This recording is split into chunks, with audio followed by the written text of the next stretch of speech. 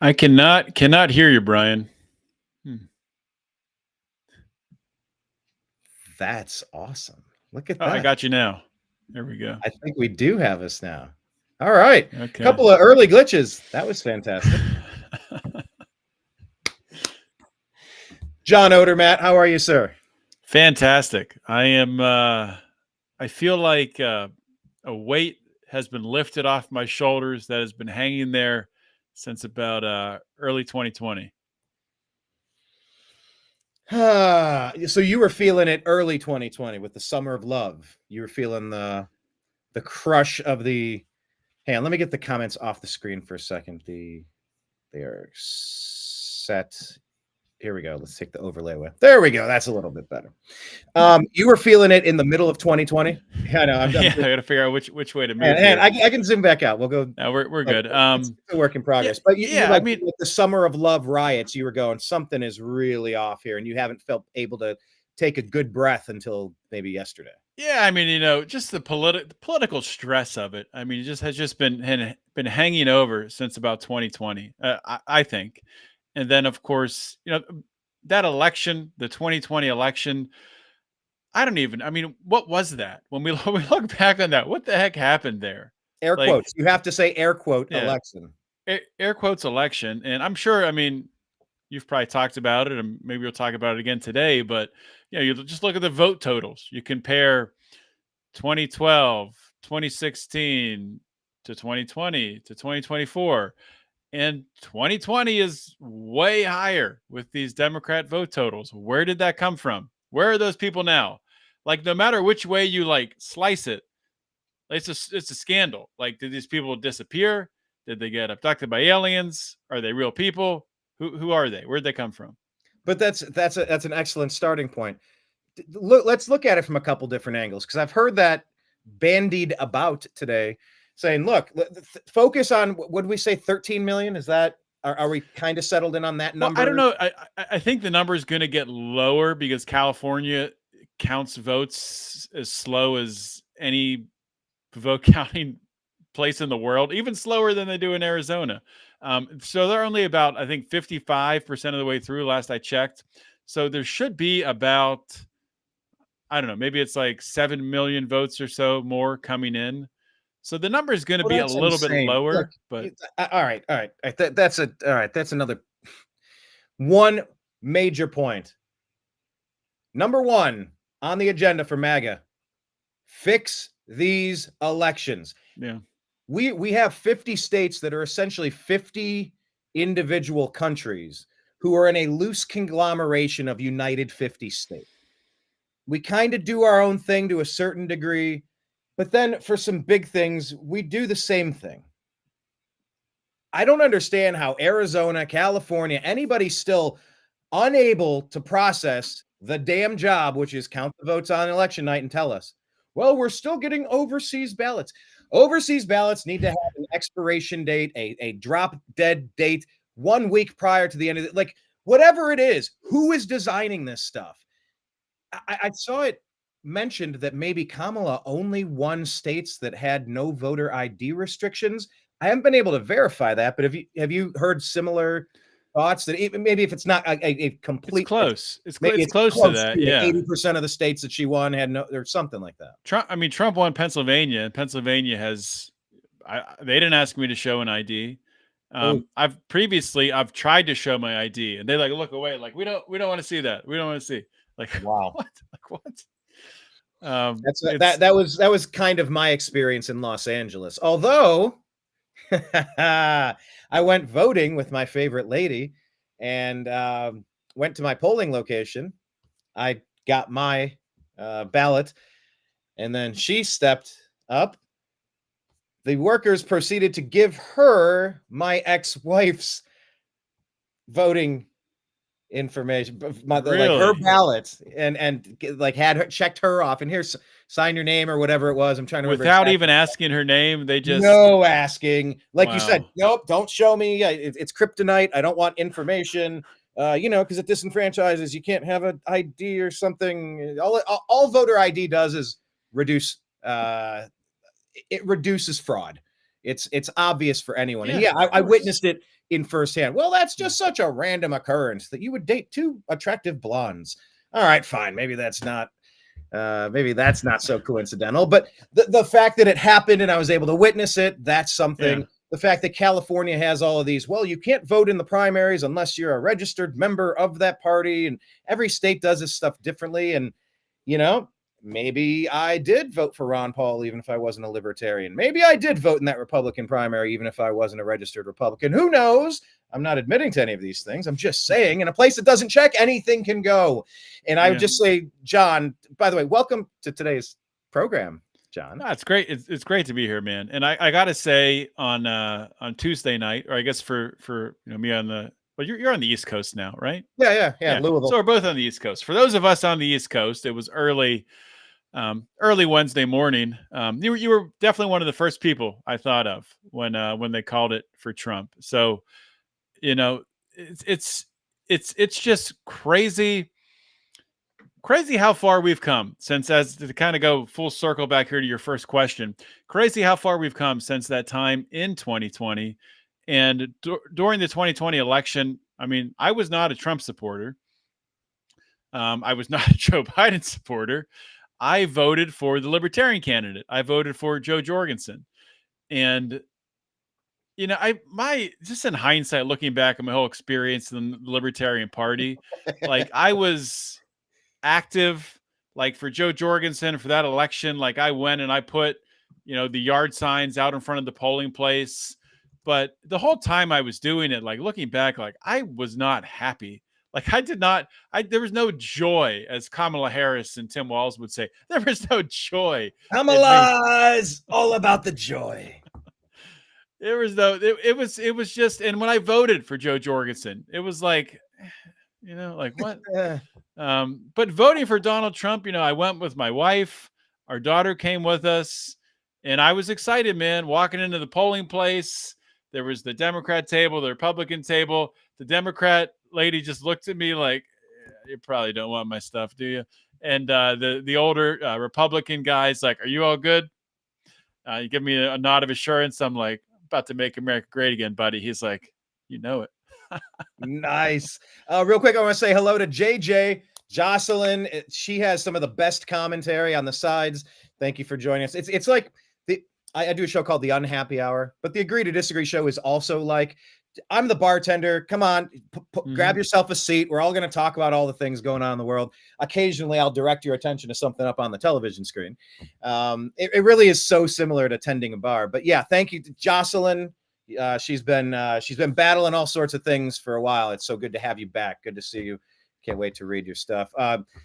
Yeah, so you didn't have the joy, you didn't have the Kamala joy campaign per se. Wait, but elaborate. Why did you say I was one of the first things you thought of? And you're saying as Trump was elected? You and I've had a lot of conversations, and we can walk backwards. Yeah. Don't know our history, but well, you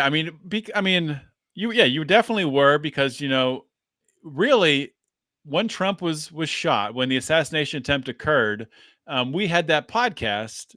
What was it, like a week after? I think it was pretty close to after that, breaking it down and going through it.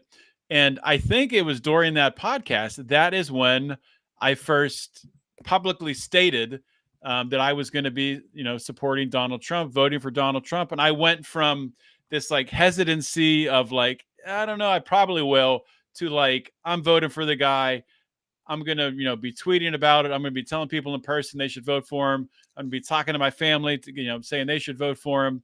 And it was like a switch. And you were kind of a part of that process there, because I was talking to you really when the light bulb clicked on. Oh my God. Hold on a second. So when people are sharing their stories, were you able to get anyone to the polls? Were you able to help convince somebody? And, convincing is sometimes just a conversation. You're saying that our conversation was maybe when that clicked over into the other category. The teeter-totter went in the different direction. I heard that. So right, for sure. right? I mean, I think it would have happened absolutely, but I think that conversation made it happen earlier, which I think is so important. Yes. Especially with, myself having a podcast, having a show. The earlier you can pivot, the earlier that you change your message, the larger of an impact you can have. So I think that definitely does matter. Like, for example, there was a tweet today what's his first name? Kaufman, the libertarian from New Hampshire. I had him on my show pretty soon after I had you on, talking about the libertarian case for Donald Trump. Anyway, he was kind of rehashing how, there was a big libertarian move for Trump and helped to push him across the finish line and have this big vote total this year, win the popular vote. And he had credited several prominent libertarians like Tom Woods and Clinton Russell and Dave Smith, Austin Peterson, Angela McArdle, the chairman of the LP. And I responded like, well, I can see Austin Peterson and Angela McArdle, but all those other guys, I haven't seen them say anything except for like the last minute. Clinton Russell, I think, gave a little endorsement. Well, and, I will say I had Clint on my show, the Agree to Disagree show, after you were on. I believe it was, or somewhere around the same line.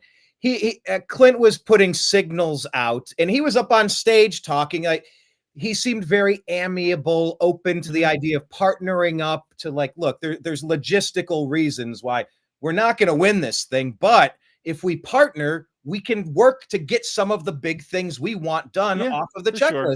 And it's very pragmatic. That the libertarians had a split, and it looks like 2/3 of the libertarians went to Trump. For sure. I mean, at least. Almost every single libertarian I know, except for our friend Brian McWilliams. But he's in California, so it doesn't really matter. Almost everyone I know voted for Trump and not for. I don't want to out my friend for reasons, but my God, I've been going back and forth in a very direct chat. Someone I've known. I won't say too much more without giving it away. Oh my God, he wasted his vote on Chase Olivier. Chase Olivier, they call him. Maybe it's French. I couldn't understand pragmatically. It's like, well, Trump in his first term, he had this guy in his cabinet. Well, Trump did say this thing that wasn't actually true, even though it was directionally correct. Well, Trump, he didn't go, there was a bump stock thing. And you're like, you mean Trump wasn't perfect, and no president has been, but you figured out who the new perfect candidate is? Chase Olivier, who has 0% chance of impacting any decision. You're going to throw your vote in the trash instead of voting to repudiate the Democrats. Yeah. Even if you didn't want to vote for MAGA, even if you did have libertarian ideals, you had to look at the clear and present danger of what the current Democrat Party has turned into and say, you got to stop the dragons from burning my village down. They're shooting flames and knocking down the brick walls. We have all hands on deck, take out the dragon. Then we'll worry about finding a perfect candidate. I've been struggling with this, John.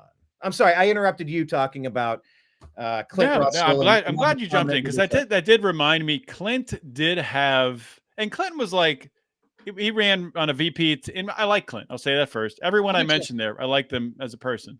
Yeah, I do too. But Clint, I like his intellect. I don't know him very well as a person, but I know his intellect.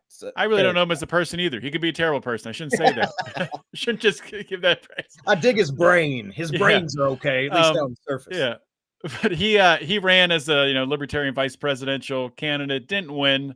But at the time, even before he ran, he was like, he went to Iowa with Vivek and was like involved with him there. So, he did have a big part in like starting that libertarian crossover, I think. So he should get some credit for that. I guess all that I'm pointing out is the people that I mentioned, if they did make any impact outright endorsing Trump to their audiences, it was extremely late in the process, which if Trump would have lost, I would have pointed to that like, I mean, come on, guys. You could have done this like 2 months earlier, 3 months earlier, but he didn't lose. So it's all good.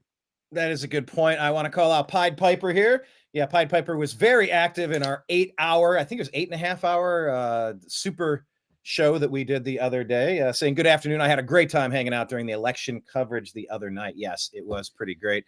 Kenneth is asking, will Trump be on the cover of Time MAGA zine, MAGA zine? Nice. Okay. That. As much as I complimented JJ Jocelyn's comments because she's so sharp and just has so much ancillary information to add to any topic we're talking about, we always love Kenneth and his jokes, especially the wordplay jokes. Yes, Time Magazine. It's fantastic. Yes, absolutely. Let me get back to what you were just saying about people who could have made their endorsements and made them earlier. But first, tell us about your show. You just reached out to me. You're like, hey, any chance you'd be interested in jumping on my show tomorrow? I'm like, hey, that sounds great. You want to jump on in 10 minutes? So much so the first 2 minutes was maybe on mute or something. But, I digress. Tell people about your show and what you're doing with Lions of Liberty and all of your Finding Freedom and where they connect with you and all that, please. Yeah, so my show is Finding Freedom on the Lions of Liberty Network. The bigger feed is Lions of Liberty. That's where you get my show. You get a show by Brian Williams called Mean Age Daydream, and we have a show called Memores on Fridays that you can check out. But I also have Finding Freedom on its own solo feed, where I will also, from time to time, have a very entrepreneurial focused show called Pursuit of Freedom, where I document my own entrepreneurial journey. So I've gone through a shift over the years. Like I talked about being a Libertarian Party member before. My podcast used to be 100% focused on the criminal justice system, where I brought people who'd been incarcerated, been to prison, to talk about their story, how they integrated back into society, what they did after that. Did that for years. COVID happened, shook everything up. I decided really I wanted to focus on business owners, health, politics, and that's what I've done, and that's what I really enjoy. And I'm just gonna, even more so now, like I was talking about the weight being lifted off from 2020. I feel more energized right now than I have felt in years. I think we're entering the age of the entrepreneur, the age of the business owner, the age of these regulations that have really kept so many people out from achieving the American dream. I think we're entering that age right now. A big reason because Trump won, but it's not just because Trump won. It's because he won with this coalition around him of Elon Musk and RFK and Ron Paul and Vivek and Tucker Carlson, people who can really not only knock down barriers from a regulatory standpoint, which is super important for an entrepreneur, for a business owner, but also from a messaging standpoint, from a communication standpoint. I feel like we're breaking some chains here. And my podcast, Finding Freedom, the logo is two hands breaking a chain. So I feel like that literally happened when Donald Trump won the election on Tuesday night. Yeah, it's interesting. Donald Trump, the art of the deal. Well, look, I think he might have cut a deal to. I said this on the live stream. Let's put all of our cards on the table, face up, all the chips in. Donald Trump was running an election like one of these dystopian movies, like Running Man. Yeah. Donald Trump was in this competition, or he was going to be killed. They already shot him in the head once. They were threatening to kidnap and throw him in a cage with Letitia James and Fannie Willis, and you got it here, you got it there, you got it everywhere. A completely weaponized Justice Department. If Donald Trump doesn't win that game with every chip on the table, his life is done. He would never smell fresh air again. And they would absolutely Epstein him as soon as they could. Remember when the Democrat, where was he from? Not Chip Roy. What's the guy's name? Obviously. He announced legislation to say that, if a former president, whose first name was Donald, is convicted of something in a kangaroo court of our choosing, then we're going to remove your Secret Service protection. They were trying to make it easier to Epstein him. Like this is who the Democrats were, John. Completely all in election for Donald Trump. It was either win the election and serve the term that you were robbed of 4 years ago, or you're dead. Am I being a little too bombastic there, or are you feeling that? I'm feeling it 90% of the way. If he did lose, I don't know if they would have locked him up or not. His political career would have been over. They would have done whatever they need to make it so he could not run for president again, so he couldn't have influence again. I just don't know.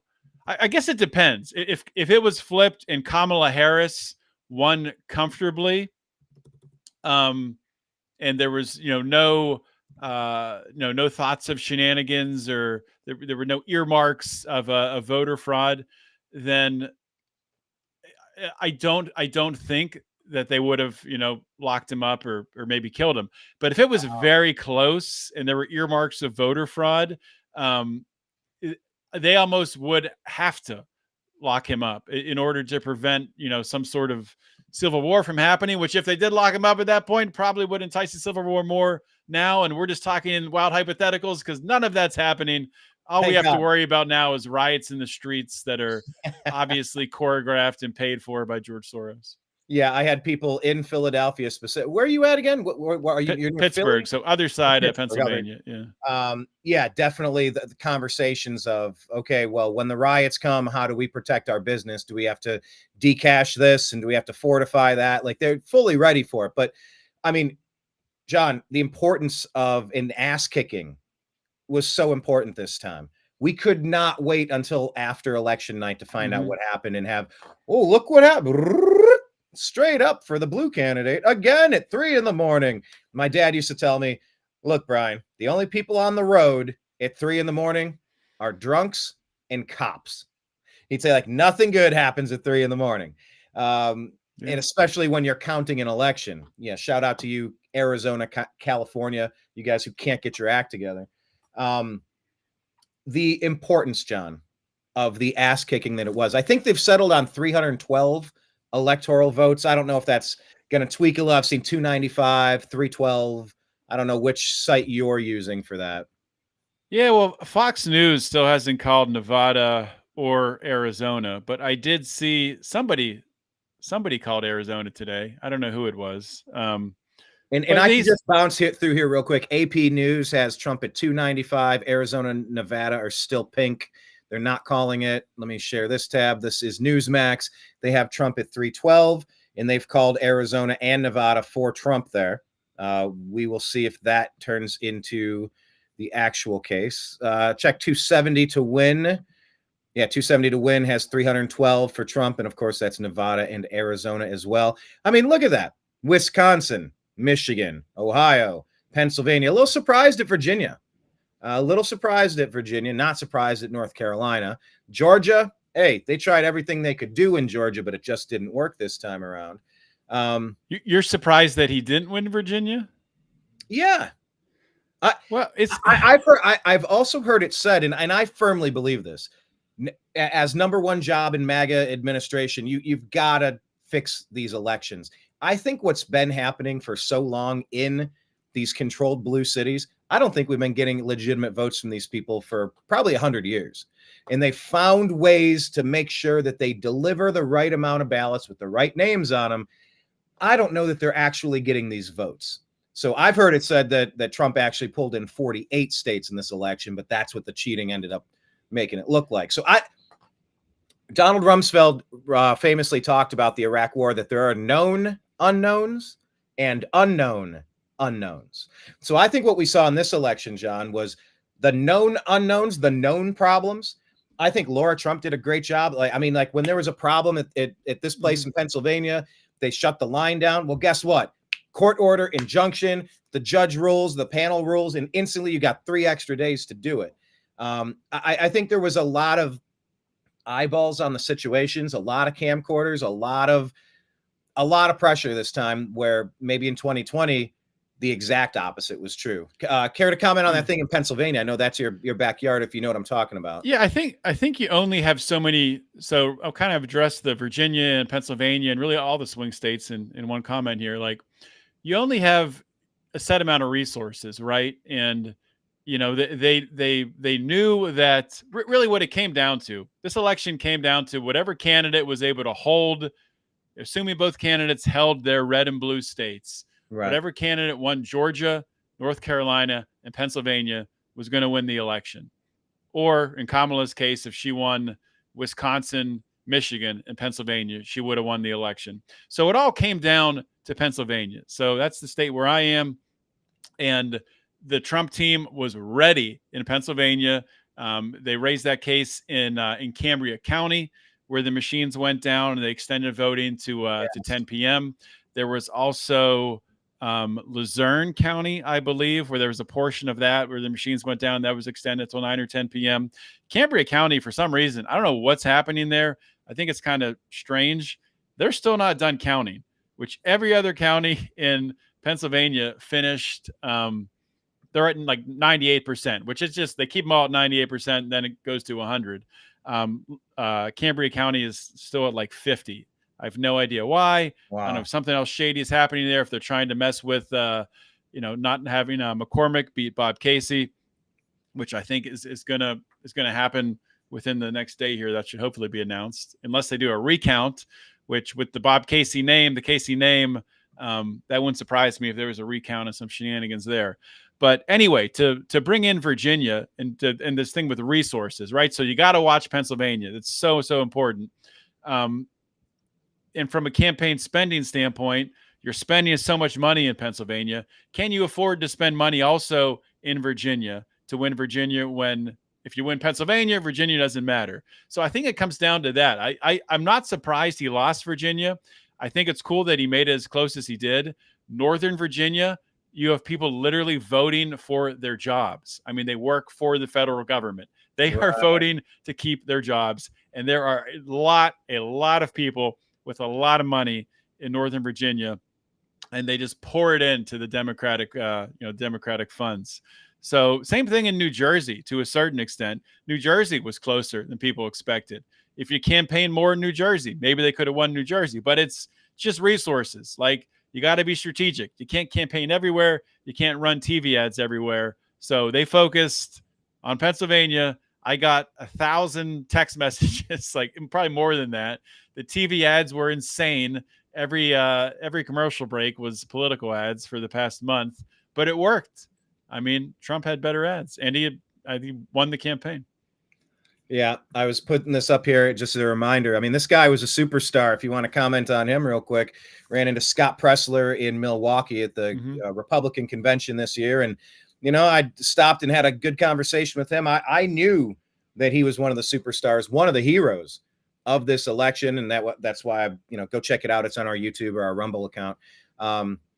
Can you comment on the work of Scott Pressler specifically? Because he's been crushing Pennsylvania single-mindedly for so long now, and it's just so great to see his tweet that he sent out, his X post. It said something like, "Mr. President, I'm proud to announce that I've been able to deliver Pennsylvania for you." Almost like it was a correspondence to George Washington from the front lines. Mr. Washington, I'm proud to announce that we've been able to deliver Gettysburg, or something like that. It's just, I don't know. It hit really powerfully for me. Yeah, he's incredible, man. And he made it his mission. He moved to Pennsylvania. I don't know Scott personally. I did send him a message on Twitter after it was announced, congratulating him. He probably got a lot of messages like that, so I haven't heard anything back. But just the sheer will that Scott had to not lose, just to register voters every single day and just work his ass off. And if there were issues, if there was problems with counties like Luzerne County, which had a huge backlog in registrations and wasn't getting it done, he went to the city council meetings, he talked, he raised awareness, he blasted the videos out on X and put pressure on people. And that's what you have to do in this day and age. It's trial by media, trial by social media. You got to apply pressure to get the attention in order to make the change happen. That's what Scott did. Another person in Pennsylvania who played a big part was Cliff Maloney with the PA Chase, which totally flipped the tables from 2020 and 2022, where Republicans didn't do anything to chase ballots and go and push for the early vote and to push for mail-in ballots. Wherein this year, Cliff Maloney with PA Chase, they had a goal of knocking 500,000 doors. I'm pretty sure they hit that goal, and chasing ballots to the point where they wanted to be, I think the original goal was they wanted to be to 33% of the early ballots returned, because the Democrats are going to be high. I think in 2020 it was like perhaps?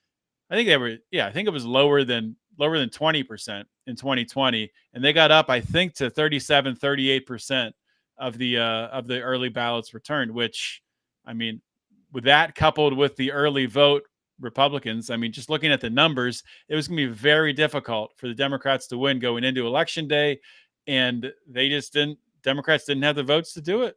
Right. I want to mention Pied Piper is saying Michigan surprised him. He thought that the corrupt Secretary of State up there was going to prevent Trump from winning. Look, I think there's a lot that could be said. With Gretchen Whitmer anywhere near it, I was very concerned about Michigan as well. But look, it had to be too big to rig. And it looks like it was. By the way, where are those 13 million unaccounted for Joe Biden voters with a totally legitimate 81 million, totally real, wink, wink, ballots in 2020? Another guy that played a big role in your home state was Elon freaking Musk. Talk about a guy who went all in. He's being attacked from other countries. And I know, look, this is Obama behind the scenes, pulling the strings, the empty marionette puppet of Joe Biden. Kamala was an empty marionette puppet for him as well. I don't know how coordinated he is, but there are other leaders around the globe who are now attacking Elon Musk, attacking his companies. Elon went all in with his life as well. Maybe it doesn't feel that way in the same way because we didn't watch him get shot on stage like we did with Trump in Butler. But Elon went all in Pennsylvania in a way that maybe you've never seen before. He was just, I don't know. I mean, what were your thoughts on Elon, and what did the people you know think about Elon focusing so much on Pennsylvania's outcome? It's wild, the impact that Elon Musk had. Just realized none of my light on here. Should be a little better. Well, good. Hey, you know what? Don't you worry, John. It's not like you left your sound muted for the first 2 minutes of your show. Don't worry about it, buddy. That's what I did. Hey, you know, we're all learning here. We just started doing this. Not like we've been doing this for the past 10, 15 years. Yeah, I did make the joke that you couldn't hear me say because the mute button was pressed for some reason. I did make the joke. What's a podcast? Yeah. Although you can find the Agree to Disagree show podcast on Spotify. I swear we're there. And the Unhappy Hour sports show as well. Okay, we were talking about Elon. Musk. Yes. Elon. I love the way Trump says Elon. Elon. He tells the rocket story. I've heard him tell that rocket story like 5 times. And the rocket comes down. And I don't know, it's a 20-story rocket. I was on the phone and it was he was a really important guy. He's in the crowd right now. I left him on hold for 45 minutes. I said, Elon, is that you? Did you land that rocket? Can China do that? Can Russia? We're the only ones that can do. Elon. It's amazing. So but I mean, first of all, I mean, I don't understand how Elon manages his time, that he's able to run all these companies and then take the time to campaign across the state of Pennsylvania and still not like just pass out from exhaustion. It's incredible. I mean, the guy he's a superhero. And I have disagreements with him. I don't agree 100% with Elon, but you're not being honest if you're not just amazed by what this man is able to accomplish. It is incredible. And we'll probably never see someone else like this in our lifetime. A brilliant mind, a brilliant business mind, a brilliant engineering mind that is able to conceptually take things that have never been done before and make them into a reality, which is just amazing. But to get to the campaigning, I did not expect to see it. I didn't expect to see Elon campaigning across the state of Pennsylvania. Elon handing out $1 million a day across swing states to swing state voters. Elon handing out $47 to everyone who referred someone to sign a First Amendment and Second Amendment petition, which I'm expecting a $47 check from Elon Musk for that one. Wow. But it's crazy. And he put it all on the line because like you were saying with Trump, maybe Trump would have been in prison. Maybe they would have killed him. Maybe both. I don't know. Elon definitely, if Kamala would have won, Elon would have lost X. They would have shut it down. They would have taken it from him. They would have made it so ineffective with censorship and regulations that it was worthless. And then, I mean, already in California, they were already sanctioning and regulating SpaceX to the point where he couldn't land or launch rockets there. They would have done that nationwide. Sure, they would have attacked Tesla as well. So he's literally fighting not only for his livelihood and everything that he's created in his entire, amazing life, but he's fighting for the future of humanity and what others can achieve in his footsteps. And I don't think I'm overstating that. What was at stake here? And I think he realized it. Yeah, and I want to circle back to what let me pull a Jen Psaki, peppermint patty. Let me circle back on that, John. Earlier in the show, you were mentioning the importance of maybe some of the endorsements coming in late. Maybe if you had been maybe on the train a few months ago, maybe you could have been moving the football downfield a little bit better. Oh, by the way, that was a tough game that you guys played us. Your Penn State Nittany Lions. I've already blocked that out of my mind. I'm sorry, I totally forgot it too because I'm focused on national championship. But yeah, that was actually one of the great things about the election, the timing of it. I a distraction away from sports. Totally forgot about it. No, I say, look, I say it all the time. I do a political show called the Agree to Disagree Show, and I also do the Unhappy Hour sports show. And politics is really toxic, so I need to get away from it and just deal with sports from every now and then. I don't want to just live in a political world. It's so bad, it's so negative, it's so frustrating. But I'm a Cleveland sports fan, so I have to leave the world of sports because it's so frustrating and jump into politics to get me out of my shitty mood. It's a bit of a weird dynamic there. But back to what we were saying, Joe Rogan did have Donald Trump on for 3+ hours. He had JD Vance on for 3+ hours. Kamala, they said, sir, where's Kamala? You're supposed to be on Rogan, but you're in Houston. Where's Kamala? What? Okay, so we watched Rogan leave an open invitation, and he repeatedly said, look, I'm not trying to do a gotcha. I'm not trying to be I'm just looking to have an open, wide-ranging conversation with you. She essentially declined, showing a massive, it's one of two things. One, she's completely incapable of doing it, which is actually the case. But number two, if she were capable, which we'd assume she'd have to be in this position in the first place, she's showing such a poor lapse in judgment. You could just imagine all of the flubs and intentional screw-ups that she would have on a global scale. Not going to meet Putin. You go to Joe Rogan if you're trying to win an election. She couldn't find it in her busy schedule to do it. Meanwhile, 78-year-old Donald Trump crushes 3+ hours, then sends in the rookie whiz kid with the beard, JD Vance, which I'm very appreciative of how good of a talented of a communicator he is, just like Vivek Ramaswamy. Trump's team has leveled up much. Talk about Joe Rogan. Did he come in too late? What was the importance of the Trump and Vance interviews? How big of a screw up was it that Kamala, where's Kamala? They said, sir, Kamala's coming. I don't see it. So anything on the Joe Rogan ecosystem of those questions? Take it where you feel. Well, with Joe Rogan, he's so his audience is just so large that even a late endorsement, I think, has an impact. I don't know how big of an impact it might have. Trump might have still won the Electoral College, but maybe not the popular vote without the Rogan endorsement. But with a guy with an audience that size, I mean, it's a big thing without a doubt. And I referenced earlier all the text messages that I get, here being in Pennsylvania leading up to the election. I had to have gotten in that last 2 days about 30 text messages with, Joe Rogan endorses Donald Trump with a link to the podcast. Because I was right in the demographic, a former libertarian, now Republican, who is between the ages of 20 and 50 loosely. That's the Rogan audience. So I'm sure they were hammering that in the swing states with as they say, the bro audience. And the bro audience was a big part of electing Donald Trump. People like us who we've just been shit on. Yes. For the past, the Biden administration, the Obama administration, the Democratic Party has just said that we're terrible people. Men are terrible. Men are ruining the world.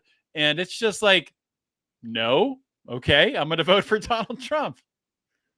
Yeah, who would have thought that would be an unsuccessful strategy? Now, did you get to listen to the Rogan and the Vance interviews by chance? I know that's 6 hours of time. That's quite a commitment. I happen to be in the car, so I had some time to just press play and focus on it. So the Trump one, I watched all the clips and then I listened to about, an hour and 30, hour 45 of it.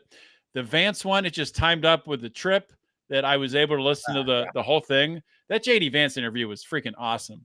I mean, I liked JD Vance before that, but after listening to a full interview on Rogan and him just, relaxed, just cutting up, just having fun, he's a great guy, dude. I mean, he's brilliant. He doesn't misspeak. He says what he means, but at the same time, you can tell he's relaxed. He's in the moment. He's telling stories about his kids. He's telling stories about his kids cursing. I mean, I want to know the joke. I want to know the joke. He referenced a joke with his kid, but he didn't tell the joke. Oh, yeah. Someone needs to follow up and get what was the name of that joke? Yeah, JD was great. And toward the end, when Joe was getting into psychedelics and how that's been helpful for servicemen and women with PTSD, this and that, JD Vance has served. He's one of the heroes that served in our military. And he said, now this is the first time I'm hearing this. He goes, so what's going on? It's this, it's that. Okay. And it reminded me of being in Washington, D.C. at the Libertarian Convention with your buddy, Brian McWilliams this year. And Vivek Ramaswamy was on stage, maybe with Clint Russell, I believe. And he was talking about why he said, I'm here to ask for you libertarians to vote for MAGA, vote for Donald Trump this year. He said, Donald Trump, his first time in, he didn't know what he was doing. He was a businessman, a TV guy, a real estate developer. What did he know?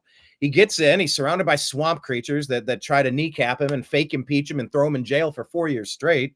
It was, there was a lot that he learned. He said, but he goes, I've been in meetings with Donald Trump many times and on something such simple as cryptocurrency. He goes, Vivek, I like cash. I like something I can hold. What is this? The crypto. What? And he said, so they had their talk and they explain how there's scarcity built in. There's mathematical equations. The Fed can't press a button and digitize trillions of dollars, devaluing the money that you have, which causes inflation. And Trump, he asked a million questions and he kept talking. And I think it was that topic. I could be paraphrasing this incorrectly, but it was one of the issues Vivek talked to him about. It may have been crypto. It may have been a second one, but the point remains. Vivek had a wide-ranging conversation. And then an hour later, he was backstage and they had the speech on and he was in the back room and Trump's out in Georgia doing a thing or something.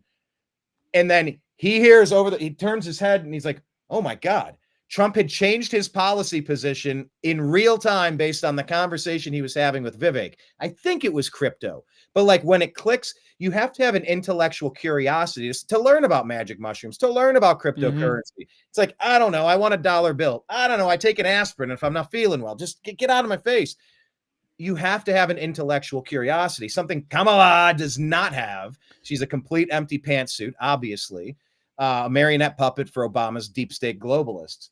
But Trump at least goes into the Bronx asking for the vote. He'll go to the Black women journalist convention and ask for their vote. He'll go into it. He went to Dearborn, Michigan, and he got the Muslim vote. Yeah, he did. And he actually wants to stop wars and stuff. But the point with JD and with Trump, they are intellectually curious and they are looking for better answers to current problems. Yeah.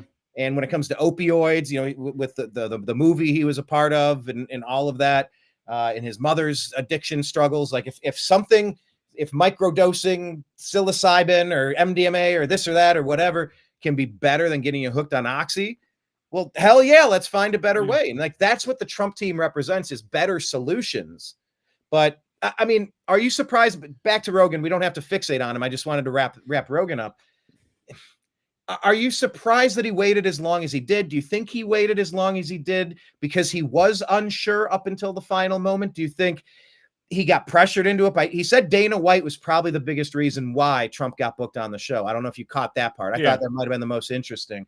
But yeah, had Rogan, it's like Rogan has some of his favorite people. Tulsi, she's Team MAGA. RFK, Team MAGA.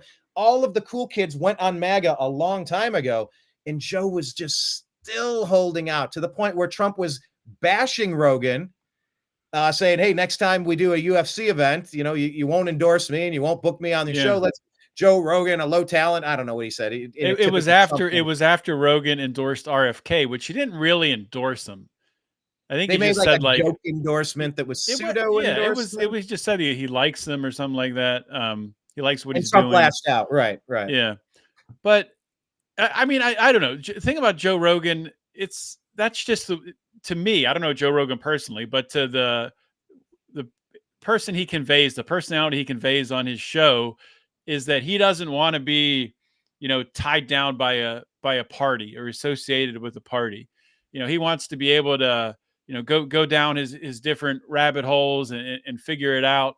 But I think he was very reluctant to be, to actually endorse a major party candidate in an election. I know in the past he's talked about, when Ron Paul was running, he was all about Ron Paul and those Republican primaries. But I think the combination of Tulsi being on board with Trump, RFK being on board with Trump, Tucker being on board, I think Rogan just reached a point, and I think he also understood the magnitude of what was at stake with this election, where if you lose this election, Joe, you might lose your show with the censorship along the same lines as Elon losing X. Yeah. So you start to realize that it's like, okay, well, I can endorse Donald Trump. Sort of like a self-preservation vote. I'm not saying that was all it was, but I'm sure that probably entered his mind a little bit. And having Tulsi and Elon and RFK there, I think was massive, especially RFK. Joe has a ton of respect for RFK. Yeah, I want to ask about some other members of the team. Maybe who are you most excited about getting to work? And maybe just go down the list of Trump people and go, if this person serves a prominent role in the cabinet, which I'm expecting him to do, we can qualify all of these as, we'll wait and see. He's been president-elect for 36 hours. So let's talk about a few of them. I obviously want to get to rumors of Ron Paul. Ron was, I believe, approached by Elon through X, and then Ron responded. I don't know if we have that. Well, the origin of that, David Gornosky, the host, I forget the name of his show, A Neighbor's Choice, I believe. He's been around for a long time. He started with a radio show, now it's a podcast. He's a great guy. I don't know if you've had him on. What's his name again? David Gornosky. Not as familiar. Yeah. Send me something. I'd love to check it out. I will. So he had Ron Paul on, and he broached the topic of, hey, if Elon asked you to come into the Department of Efficiency or whatever it is, would you do it? And he was like, oh yeah, I would talk to Elon. And then that turned into, I guess somebody sent that to Elon, and Elon had the tweet about, I'd like to bring Ron Paul into DOGE, the Department of Government Efficiency. And then that turned into Ron Paul saying, I'll talk to you, Elon. And that turned into the meme with Elon and Ron Paul sitting there like in Office Space, where the meme says like, oh, what would you say you actually do here? That's such a good meme. It's fantastic. And I mean, I think that helped with libertarians for sure. I think that was the final nudge for a lot of people. That, okay, if you're going to be friendly to Ron Paul, and who knows what kind of role he's going to have, everyone knows where Ron Paul stands. If Trump has a meeting with Ron Paul, hey, Ron, what do you want me to do? Get rid of Department of Education. You need to get rid of Department of Homeland Security. You need to get rid of the income tax. Like, it just go down the list. You got to end the Federal Reserve. I'm not going to say Trump's going to do all that, but you know where Ron stands.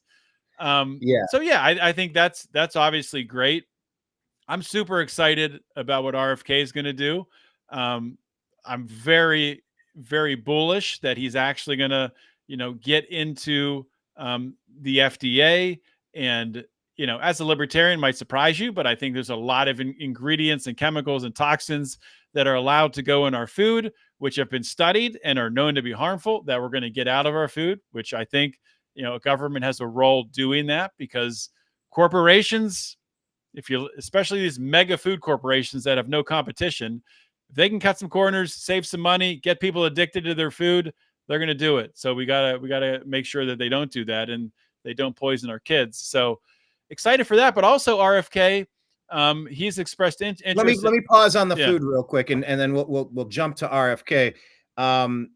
Pied Piper saying Tucker Carlson or Carrie Lake for press secretary, assuming Carrie doesn't get the Senate seat. It sure seems like the rig is in Arizona. But like I said last time, it's a big mistake to leave Carrie Lake a free agent. We'll take it. Like, make your mistake at your own peril. But yeah, we'll see about that one. I just wanted to mention this here because you were talking about some of the some of the health things. I just want to add some of this. Free Ross Ulbricht, shut down the Department of Energy, no tax on tips, no tax on Social Security, no tax on overtime, end the war in Ukraine, leave abortion to the states, release the JFK files, put a libertarian in his cabinet and staff, protect Bitcoin and crypto, ban CBDCs, prevent Supreme Court packing, cannabis decriminalization, Elon Musk leading a U.S. audit process, and Tulsi and RFK leading the transition team. I mean, my God, John. Yeah. Chase Olivier wasn't going to get any of that stuff because he had zero chance of winning, right? No. And I mean, on so much of that, I mean, especially on a libertarian in the cabinet, which I don't know who that's going to be. Brian and Mark and I were talking about that on Brian's show yesterday, Brian McWilliams. And Mark Claire? And Mark Claire. Yeah, Mark Claire came back on for a post-election Lions Liberty show. I haven't talked to Mark in a while. Where's he living these days? He's not podcasting anymore, but he will go on podcasts. So if you want to have him on, he'll come on your show. Yeah, I will do that. But where's he live? Is he in California? He's in Florida. So Florida yeah, he's back in the United States of America. He's working for for expat money for Mikhail Thorup with expat money. Great organization. Very nice. Yeah. But yeah, so I was talking about I'm trying to track back. I wanted to hit on Ross. I want to hit on Ross Ulbricht. On like the health stuff away from Ron Paul in the waste. Now you're talking about the waste of our generation by poisoning us with toxic air, water, food, and medicine. Yeah, this is gonna be a weave. I'm gonna weave this all together. No, they call it a weave. I call it a wide weave. I love what he's like, Mr. President, I appreciate that, but that's a really wide weave. But weave, I appreciate because I talk that way too. I really loved it.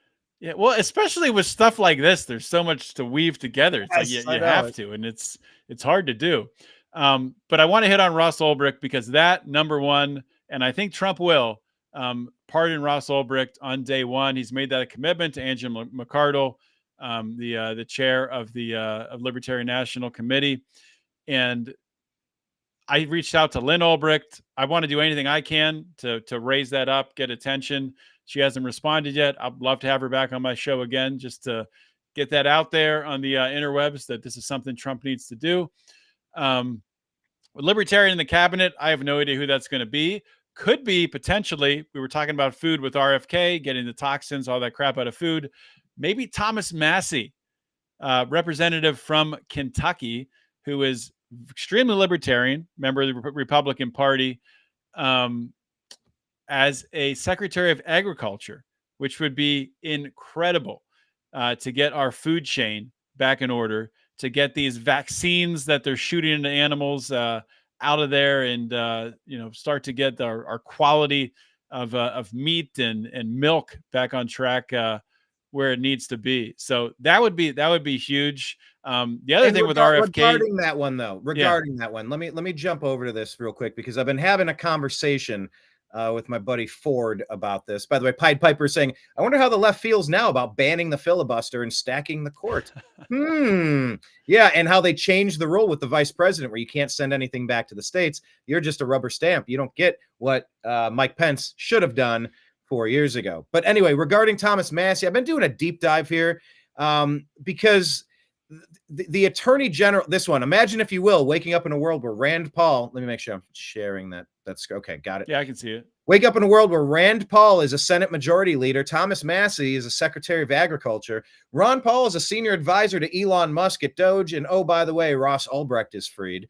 I mean, give me a break, right? But as I was looking into the Thomas Massie story, I don't know how confirmed that is. The other guy allegedly reported that his best friend or his favorite politician or his favorite Kentucky politician is joining him.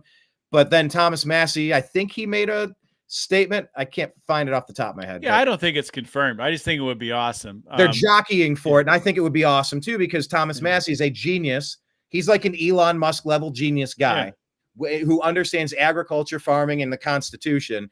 And I think that there might I saw him doing an interview with Nicole Shanahan, RFK's running mate 2 months ago from August 26th or something.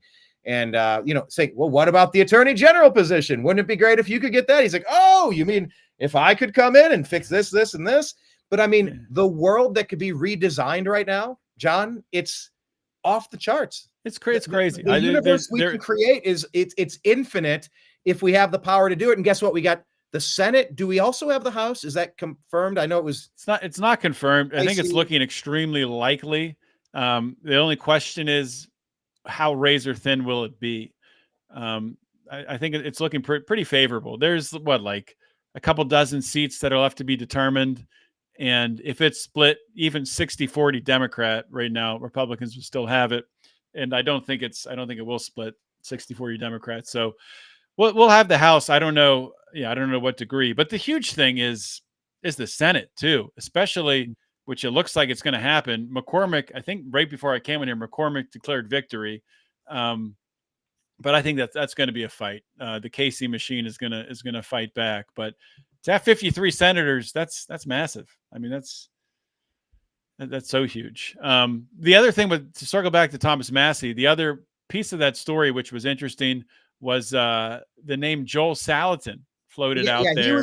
He was the one that announced it on his website. As far as that's my understanding, that he announced it on his website and that Massie was joining him. But then Massie put one out and said, I would love to have a further conversation if asked, but nobody's asked me yet. Yeah. So, maybe they're jockeying for it. By the way, the Calvin Coolidge Project is saying just in from 2 hours ago, the Dave McCormick campaign has declared victory in the Pennsylvania Senate race. We will see how that one moves forward. And that's the right move to make. I mean, you're ahead 99% of the votes in, declare victory. Put the pressure on Casey. I think that's absolutely the right move to make. No, absolutely. But you were talking about what were we on? We were on Massie. And I did want to, one more thing on RFK. So the food, but also when I saw RFK up at PorkFest last June, or I guess that was 2 years ago.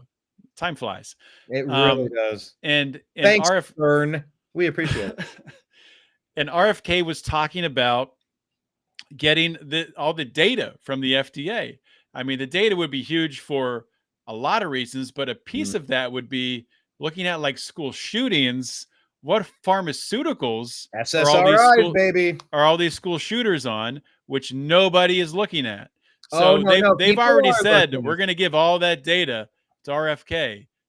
So I'm just really I'm looking forward to. There's just so much to look forward to. Yes, it's crazy.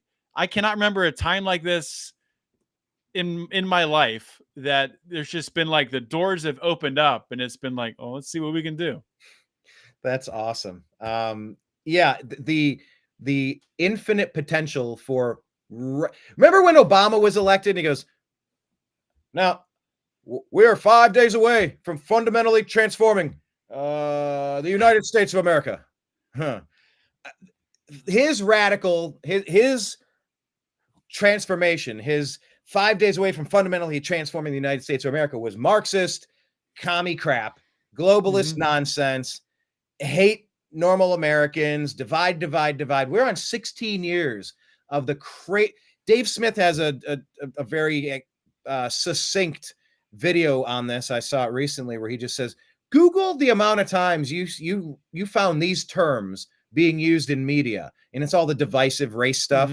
It all happened, I think, in 2010, 2012, 2014. It was like within a couple of years of Obama getting into office, everything they've pushed for 16 years has just been the complete wrong direction. 4 years of Obama under the Joe Biden walking around, that wasn't Joe Biden. That was Obama and Obama's team calling the shots the entire 100%. time.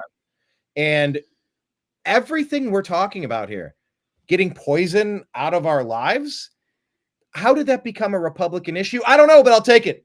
And I've never been sometimes you have to register, but I don't identify as a Republican. I identify as libertarian-ish, conservative-ish. I know what I'm not. I'm not the modern Democrat Party. I am almost the opposite of whatever that is. Yeah. Well, the Democrats, I can be libertarian on with the Democrats. It's like, I don't know, make your own personal choice with your abortion stuff. You'd make your choice and whatever. But for the most part, I'm almost completely against almost everything that party stands for. But your excitement to move in the right direction, the entire universe could be reimagined in a golden age right now. Yeah. And it feels that Truly. way. It's like I can grab a piece of that and take a bite out of it. It's It's just tangible. floating Yeah. in the sky right now. It is. It's a beautiful thing. And I am gonna have to drop off here, but it's it's hard. Yeah, it's hard to really put Yeah, into sum it up for us. words just the shift that has happened here from Tuesday night into Wednesday as this sort of sinks in. I guess the last thing that I'll leave you with and leave your audience with is we all have friends, family, people we love, people we care about, who have been fooled by this leftist propaganda. And I really think during this time, and I fell into this trap where I retweeted, a couple of those videos of leftists breaking down after it. Actually, I shared one on Brian's show yesterday, and I regret it now that I'm starting to understand just how dire the situation is with these individuals who have bought into this leftist propaganda that Donald Trump is a Nazi and he's going to take away your rights and he's going to be an authoritarian. He's going to shut down news networks. This is what they actually believe. And they are in an extreme state of fear right now. And I just want to ask your audience, ask anyone who watches this or listens to it, just to take a step back when you're interacting with someone who's going through this, because they are really a victim of an onslaught of an information war, and they need compassion and they need love. And making fun of them, laughing at them, or pointing at them and saying that we won in your face, even if they did that to you, don't do it. And if you can't follow up with compassion and love, just take a step back. If they start yelling at you and telling you should go to hell, just remove yourself from the situation. There's no winning that. And eventually, time's going to pass, things will fade. And some of these people, not all of them, some of them are going to be gone, unfortunately, just mentally gone. Some of these individuals will drift back to be able to have conversations with, most of them, hopefully. So I would just ask people to give that time and to give it some space.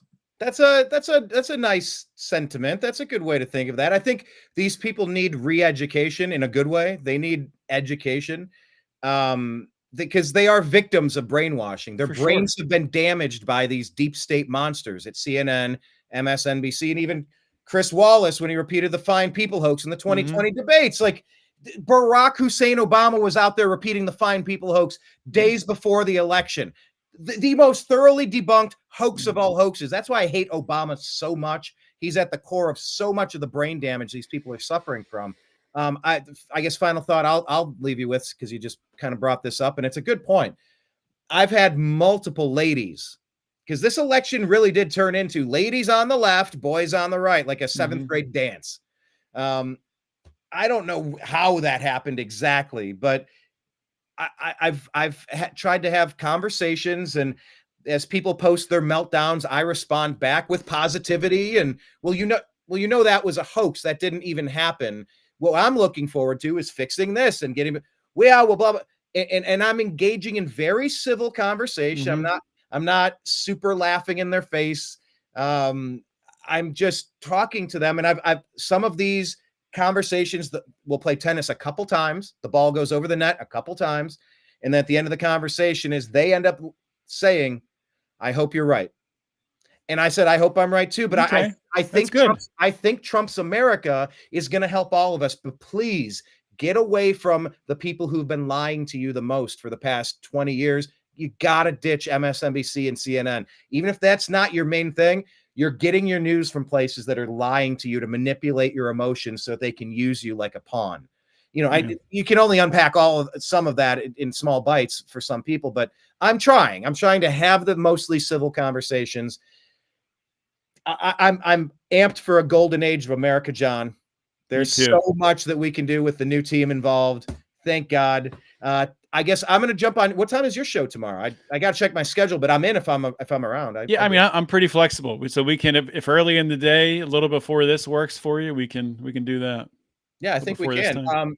Tell people one more time the best places to follow you and your content, Mr. John Odermatt. By the way, thank you for jumping on this impromptu episode. It's just Thanks. so damned exciting for the first time in a while. And you gave me that the greatest gift you could have given me is said, it was during our conversation on your show where I really kind of decided I was going to vote for Trump. Like that. I thank you for giving me that best gift that's ever. awesome, man. Early Christmas. Happy to do it. You can find me. My handle on Twitter and Instagram is @JohnOdermatt. Lions of Liberty, Lions of Liberty Network. You can find us on Twitter and Instagram @Lions of Liberty. We're on YouTube as well at the same handle. And you can find my show, Finding Freedom, where I'm focusing on entrepreneurship, health, politics, everything. I'm going to focus on the golden age. That's going to be my focus going forward, the golden age. So, and Brian will be on the show, the next one coming out, which will stream live tomorrow. And then it'll be published everywhere on Monday. Heck yeah. Super excited for it. John, we did it.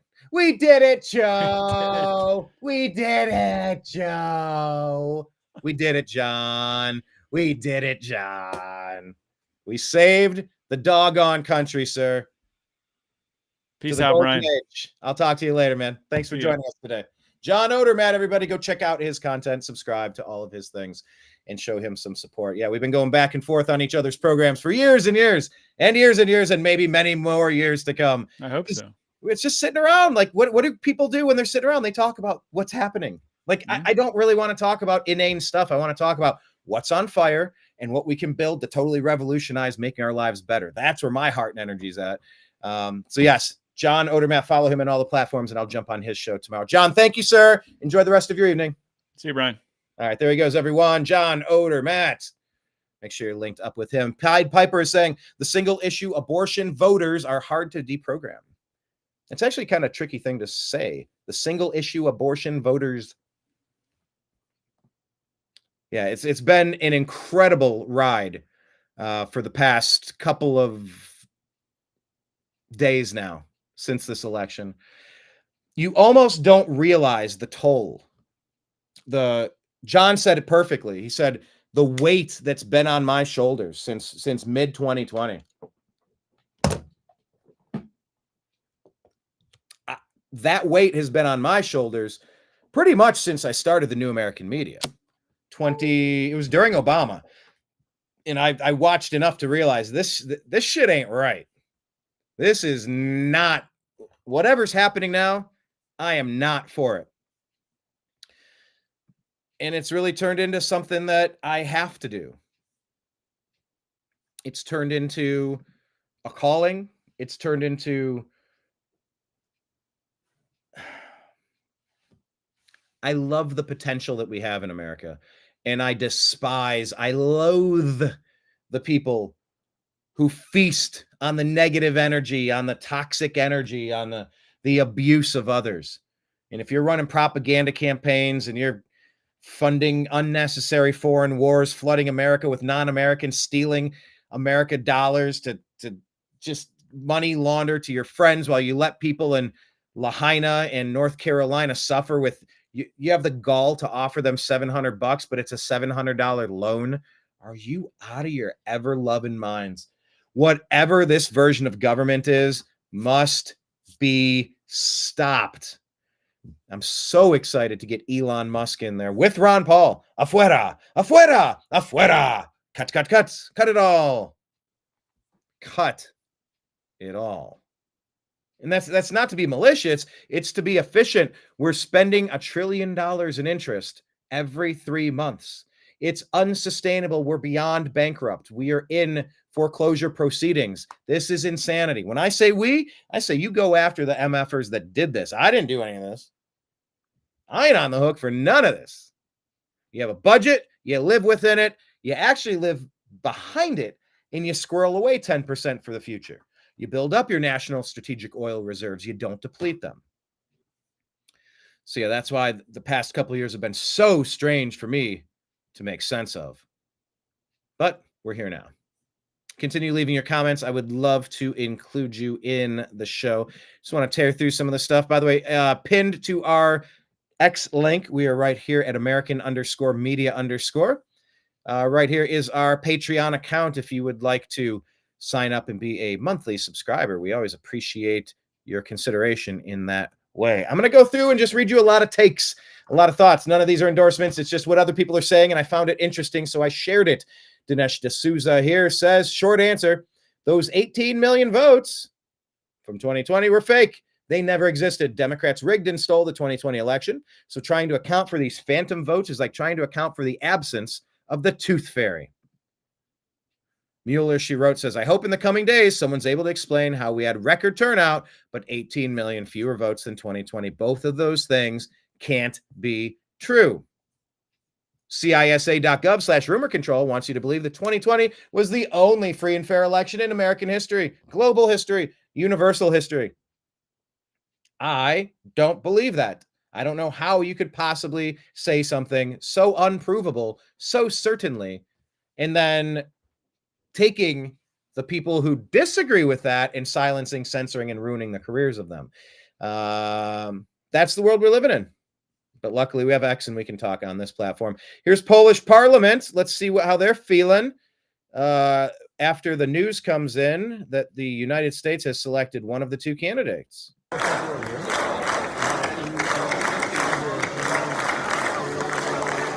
That was Donald Trump. Donald Trump. Donald Trump. If you're listening, the Polish people are positively excited for this. Oh, can't do the music. But yeah, check this one out. This one's pretty funny. Are you going to be this person? Are you going to be the drunk conservative uncle making their Thanksgiving entrance in front of their liberal family after the 2020 election? They're showing Chris Farley, super amped, tearing everything apart. I mean, he's just an absolute madman. What was he on? Is he on Letterman here?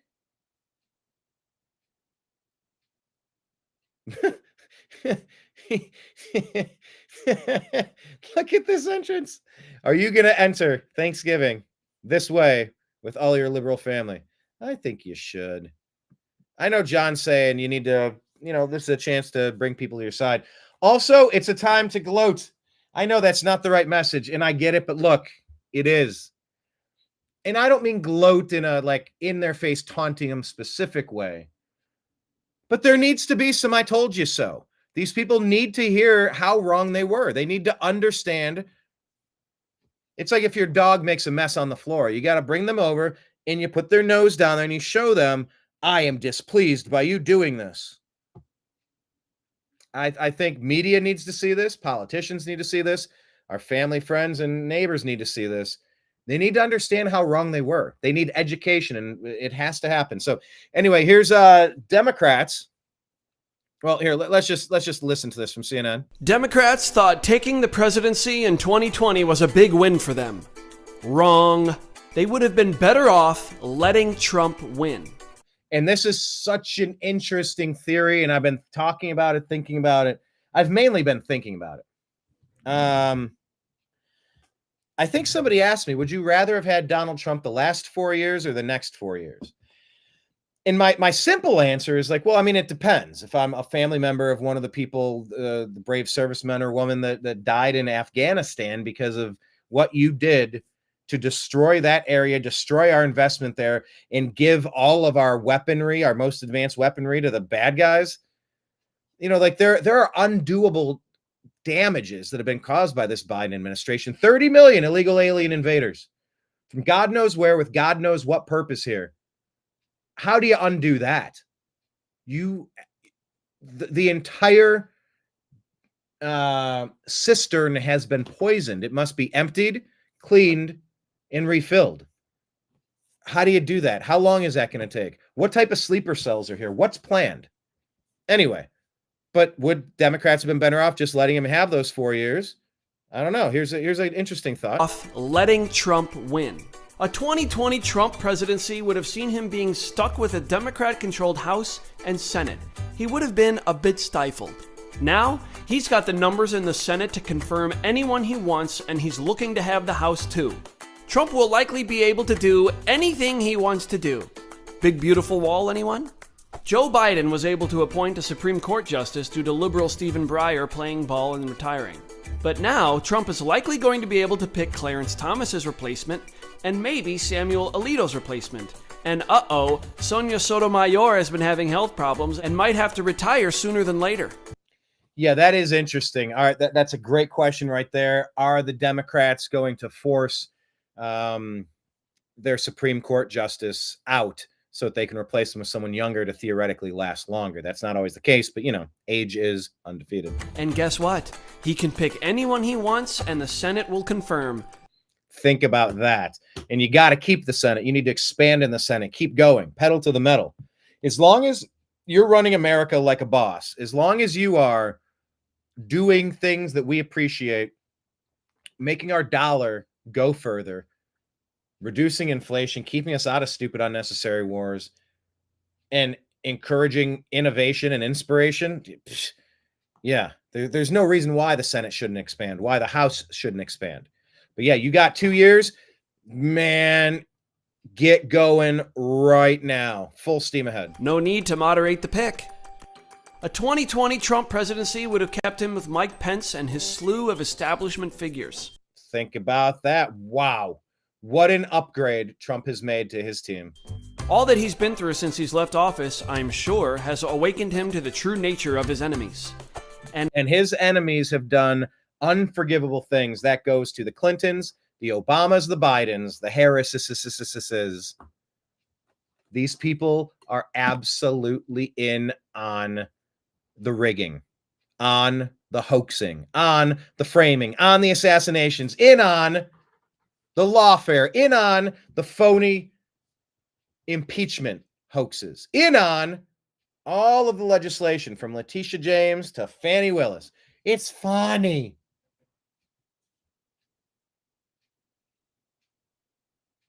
And even Kamala Harris was involved. It's Kamala. When the opponents spend more of their time trying to correct how to pronounce novel names and spending less time on the issues, you're probably on the right side of this thing. True nature of his enemies. And now he's picked up a team of super friends lined up, ready to destroy the deep state, including Elon Musk, Robert F. Kennedy Jr., Ron Paul, Tulsi, and of course, a certain based hillbilly. Not to mention, Trump has managed to a based hillbilly elegy.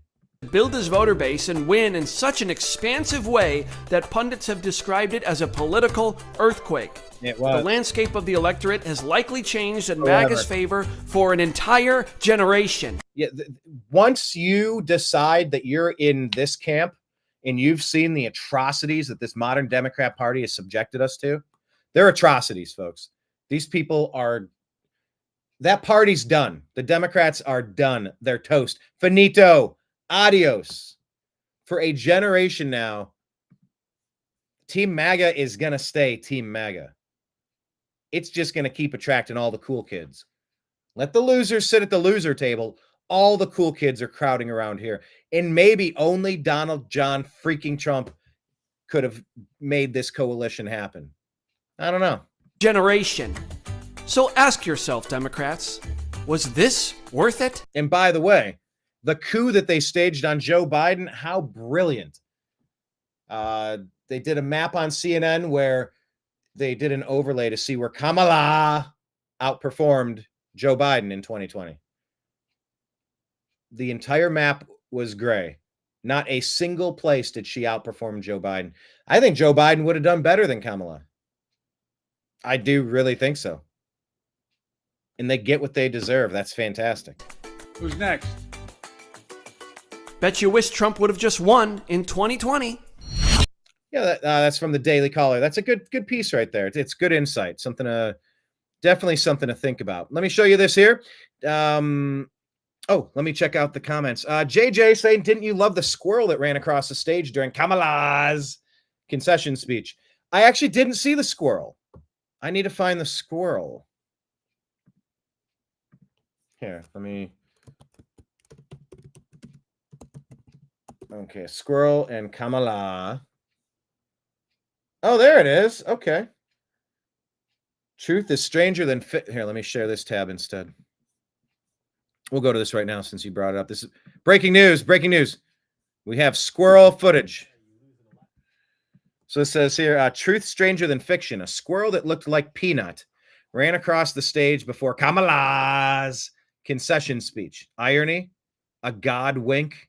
Rest easy, little peanut. Your sacrifice at the hands of unjust government was not in vain. Rest easy also, Freddie Raccoon. That's, wow. Yeah, that's the simulation winking at us. That's wild. Because that peanut story shows us we're at a crossroads of totalitarianism or a golden age. Let's pick the golden age. So thank you for that. Pied Piper saying, I think my liberal neighbor went into hiding, LOL. He was talking all kinds of shit up until about 9 o'clock on Tuesday. Ha ha ha ha ha ha. Well, all right, Pied Piper, here's my challenge to you. As John Odermatt and I were discussing, John was saying, well, you know, maybe this is the time for a little bit of compassion. These people, they are brain damaged. They are mentally ill. They've been targeted and experimented on by a really sick, malicious, twisted Barack Hussein Obama, globalist, deep state Democrat, nonsensical media barrage, brainwashing, indoctrination, Stockholm syndrome mess. So as I was mentioning, I've been responding to unhinged rants politely, but like kind of talking up the, hey, I'm excited that we're going to fix our water and our air and our vaccine schedules. I'm excited that we're going to end some of these foreign wars. I'm excited we're going to increase energy production so that we can lower the cost of energy, which is going to lower inflation, which puts more spendable dollars back in our, but like to focus on all the good shit now. All this Trump bad, Trump Nazi, orange man bad, like I wouldn't even bring that stuff up. I'd maybe respond and just talk about some of the things I'm super excited about. Let's focus on being excited about all the good things. And if we can leave a conversation with a brainwashed lib with a response of, I hope you're right. Well, at least they were able to absorb it and consider maybe they don't have everything figured out. Maybe they don't. JJ saying here, Trump will offer illegals a one-way ticket back home. And after the Biden money ends, they will happily board that plane. Too cold for them here anyway. Yeah, I've been listening to some of the logistics of how the mass deportation is going to work because it's happening. Yeah, it's going to start with the criminal illegal aliens, but like every illegal alien is a criminal illegal alien. I think they're talking about, different crimes, of course. Pied Piper saying Trump really puts into perspective how bad the establishment GOP candidates we had in the past are. Okay, that's a good way to say that. However, Keith, let me add an additional caveat. Oh yeah, establishment GOP candidates. I got no use for you forever. I'm good. I'll pass. I actually do have a bit of a downer thought that I had on election night. Donald Trump probably ran the best political campaign you're ever going to see. The iconic images with Bobby Kennedy and the fireworks. Working at McDonald's to call out Kamala as a liar. And to just do the dirty jobs. Trump did have a segment on The Apprentice, I think it was. And he went and he did all the jobs. He was the bellman. He was the person at the front door. Is that the bellman? I don't know. The guy that takes your luggage up. He was working in the kitchen or something, delivering food, room service, working with the maids. So, I mean, Trump just kind of did that. He's like, I'm going to go to McDonald's because Kamala did not work at McDonald's. And I'm going to get up in a garbage truck because Joe Biden called us garbage. Trump took a shot for you. And he popped back up. This doesn't fit my head.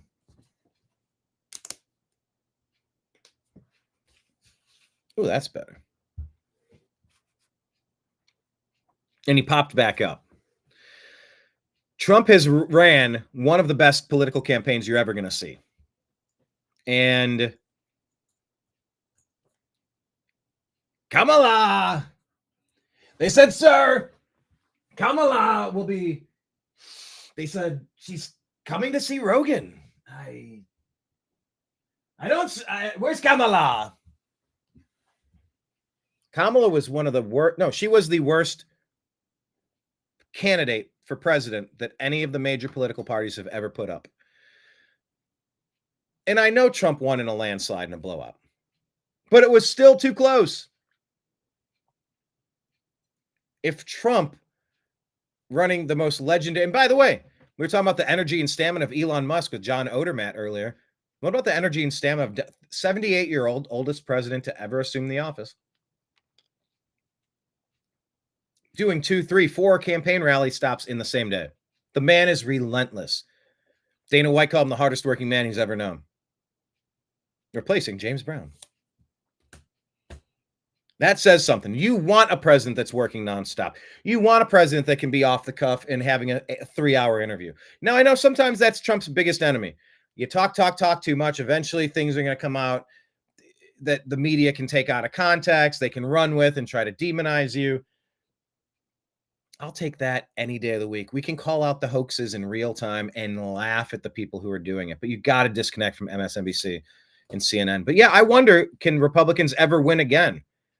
If it took Trump doing everything and having the biggest FU money you've ever seen to fight the attacks, the lawfare, all the times he's been framed for the impeachments, framed in the civil courts, framed on stage in Butler. And Kamala was the worst candidate we've ever seen. How are Republicans ever going to win again? But that was just a thought I had. I wanted the Democrats to lose even more soundly, but like I said, I don't believe the final numbers that we're looking at are legitimate. I really want to dig into what's happening in these blue cities that end up turning these states blue.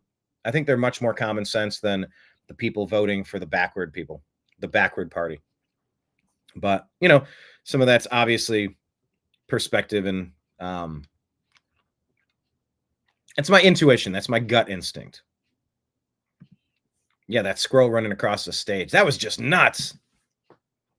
Christian, what's up? Saw you on election night, I believe, right? You were in the chat room. Christian went to bed at 3 o'clock Eastern last night. Oy vey. Man, yesterday I was so depleted, cloud 9. I was dancing a lot. I don't dance. I can do the Trump dance, though. I can do that. All aliens will be probed, of course. Tony, what's up, Tony? Tony jumping over from the Agree to Disagree Facebook group. Find it and lock into it. Tony says, we make America great and keep America great by supporting candidates who promote policies that put America first. It's such a simple concept, and yet many still don't understand that or just don't care. Yeah. There's a reckoning. There's been a reckoning. And we're on to the good people and we're on to the bad people. Like, we are really going after it this time. Downhill on a sheet of ice, like there's no stopping. It's go time. Pick up some of that momentum. I've been saying Kamala too much. I'm not going to do my plums. Juicy plums. Feel it running down your face. That's an inside joke. We referenced. Is that Talladega Nights with Will Ferrell talking about the plums? Now I'm trying to remember what movie it was. Yup. Christian was in on the chat. Thank you, everyone that was in on the live election night here at the New American Media on the Agree to Disagree show. And of course, Mike Barra's Toxically Masculine Tuesday show. It was a lot of fun. Had a really good time. Want to show you a few more things. I'm actually going to be doing a show with Mike Barra in 24 minutes. It's going to be the Strictly Football show. So I am going to kind of go through as much as I can in the next 10 minutes or so, and then we're going to hit reset and launch the next program. All right. Right here. What does it say on the screen? It's too big. There you go. Dr. Simon Goddick says, there's no perfect state. Oklahoma, hold my beer. Every single county red. Bravo to ya. Bravo. Well freaking done. So if any of you are thinking about where to go, Oklahoma. Here's another infographic. Look at the difference between 2020, all of this Democrat toxicity, and the poor people that believe the stuff that those guys are selling. And look at it now. Look what's hemorrhaged. It's almost as if a dam from Northern California that was blockaded so that you could protect the Delta smelt. Almost as if a river has been opened, a dam has been redirected, and all of the fertile farmland of California can drink that delicious water again. The red wave has gone through this state. Look at that. They've flopped a lot. And let's keep in mind, this is also taking into account all of the great people like myself who fled California in the past 5 years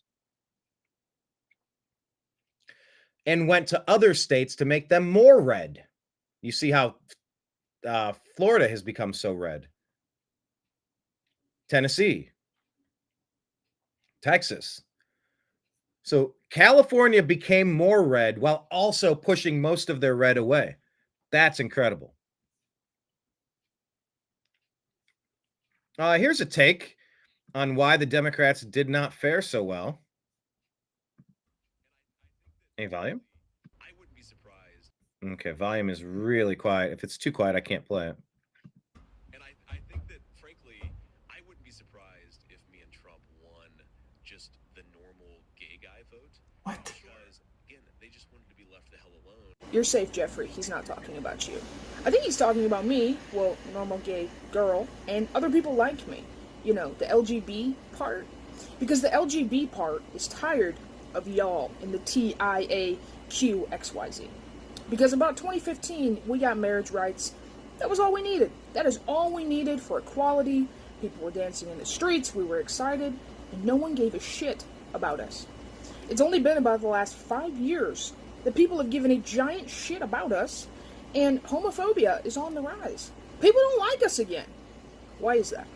What changed? Do you think that people just woke up one day and became more cruel? No.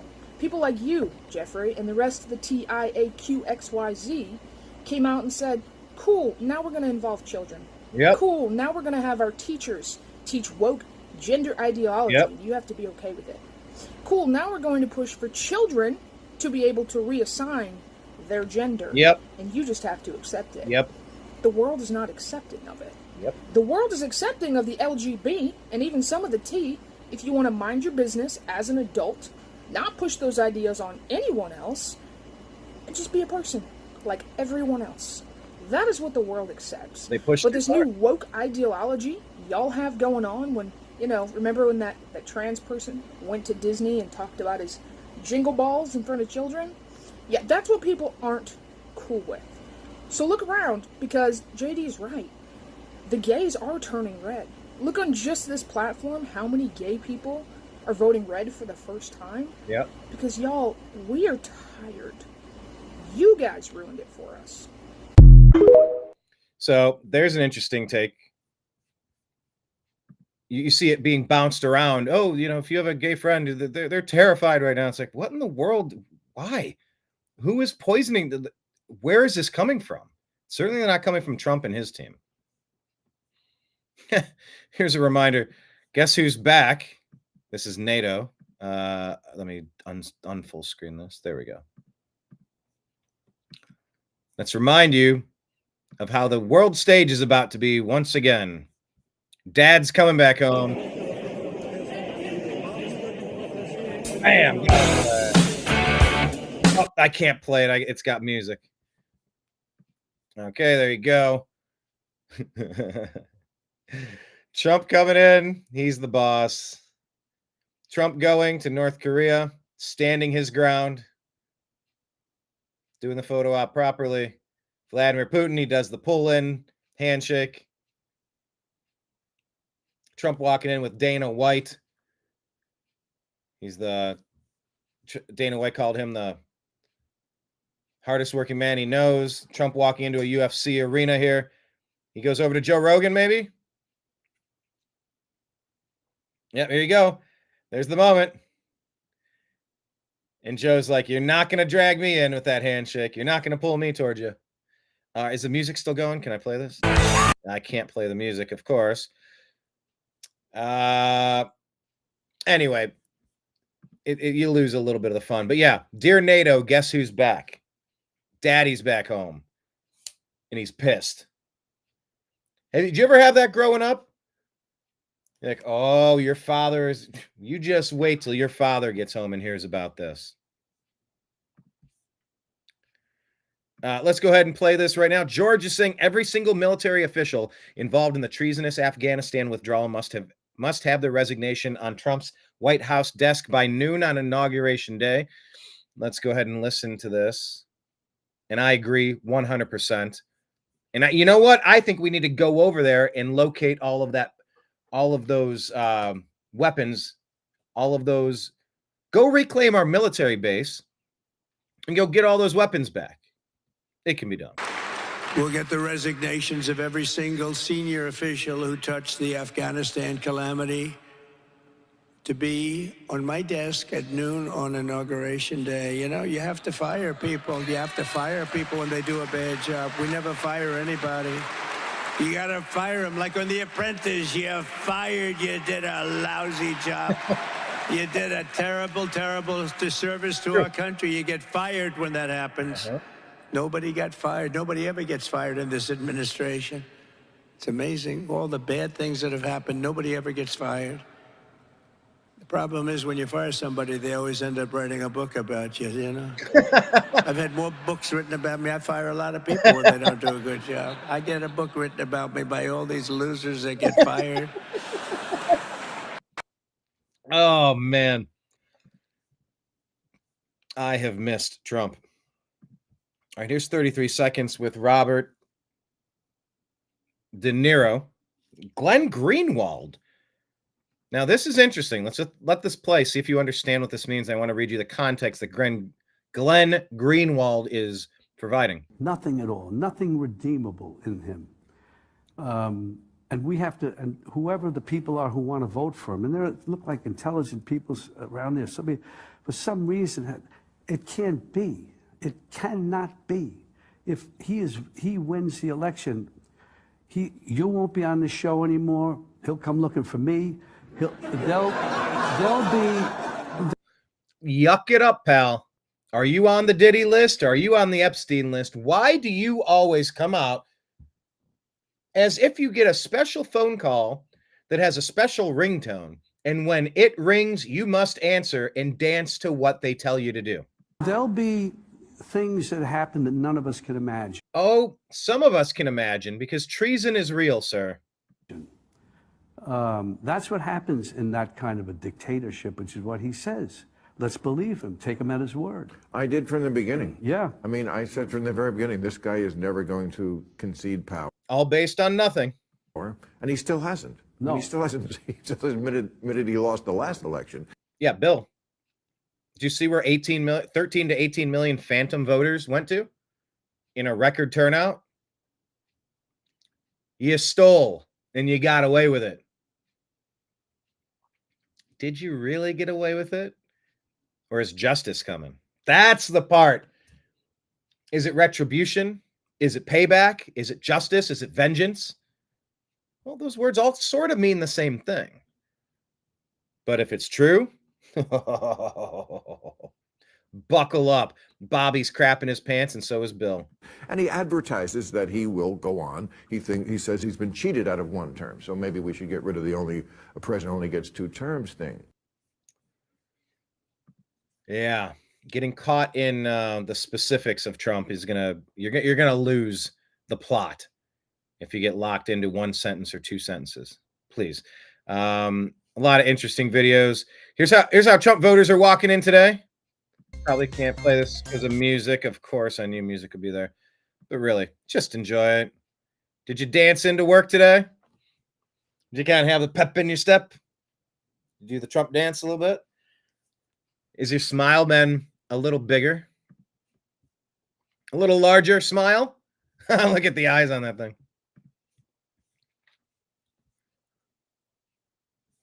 But Glenn Greenwald, let me just okay.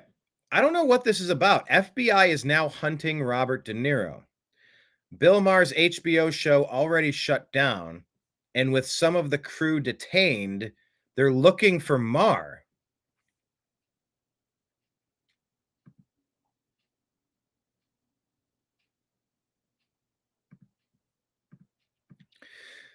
Megyn Kelly, soon a slow-moving white Bronco chase with Michael Cohen.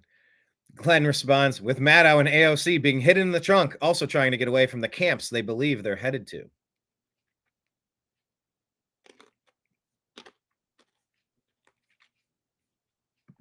I don't know if this is true or not. There are 3,243 counties in America. Joe Biden won 16% of them. Somehow this translated to 80 million votes for Biden. This is a mathematical and statistical impossibility. If you took 16% of the largest counties and added all the votes of these counties, it would add up to 33.5 million. Biden would have had to win every single vote in these counties. This fact alone proves Trump won. Maybe, maybe not. Is Lady Gaga and John Legend and Pink and De Niro, are they leaving the country? Anyway, check out the New American Media on X at American_media_. Hey, real quick. Why are these people getting our damned money? Ukrainian soldiers dressing up a mannequin in a Trump 2024 t-shirt and MAGA hat. These are Ukrainian soldiers.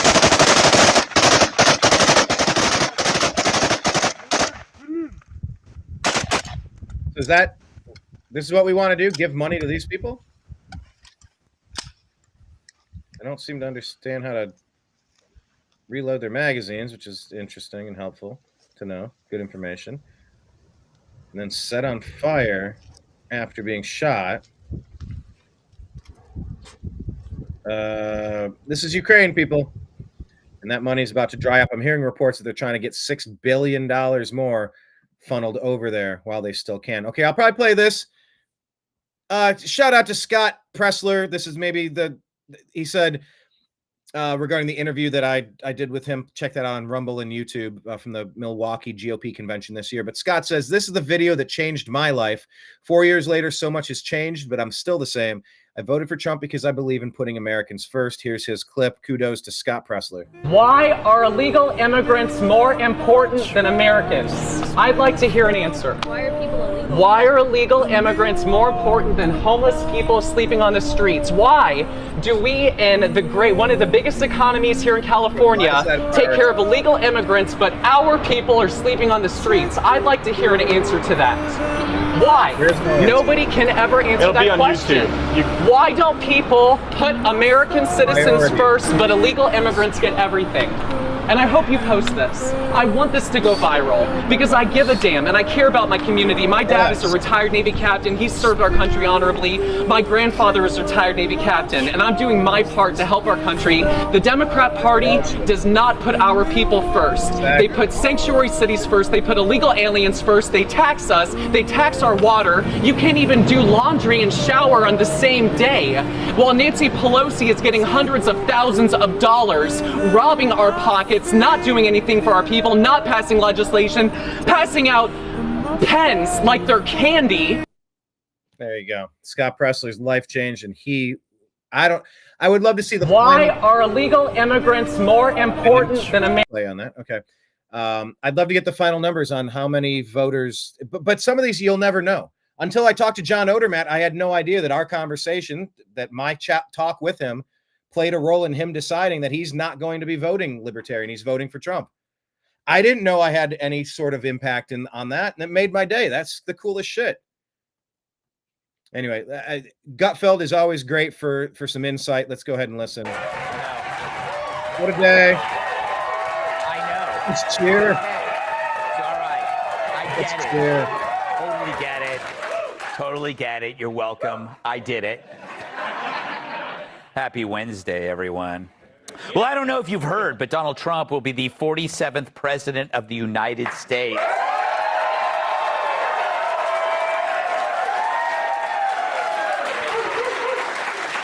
Causing Joe Biden to ask who was number 46. The election was such a blowout, it sent shockwaves across Democratic strongholds all over. Bill Clinton is so distraught, he's flying his erection at half-mast. Hunter Biden was so shocked he dropped both of his hookers. Jimmy Carter heard the news and said, "You kept me alive for this?" Jerry Nadler was so angry, he announced that he'll no longer be giving a courtesy flush. Doug Emhoff is so upset, he's now hitting on the ugly nannies. Ugh. After the election, Ilhan Omar was in such a state, she told her brother, "Not tonight, I have a headache."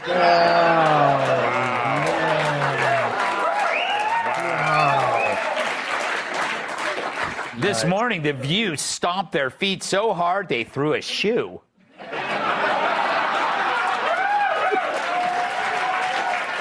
Nancy Pelosi was so... This morning, The View stomped their feet so hard they threw a shoe.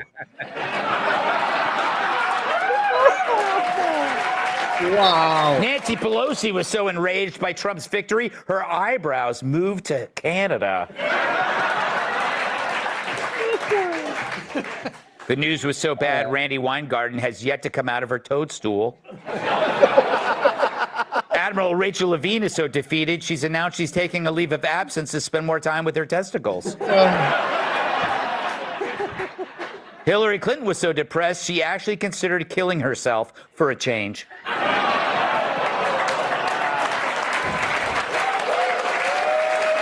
Damn. Taylor Swift cried all night, which dropped her from a 6 to a 4. Mark Cuban's so despondent, he paused his transition into Rachel Maddow. That is disturbing. People disturbing. James Carville is so miserable he could barely unhinge his jaw to eat his morning mouse. The outcome left Barack Obama so bitter he vowed to move back to Kenya. And finally, Michelle was so embarrassed she changed her name back to Mike.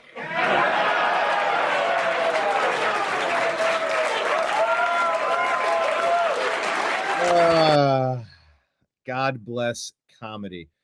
All right, Jocelyn saying that she's going to NAMM this year. Awesome, sweet. What is taking you to NAMM? I got to wrap this show up, but hit me back. Let me know. I'm gonna just kind of refresh this.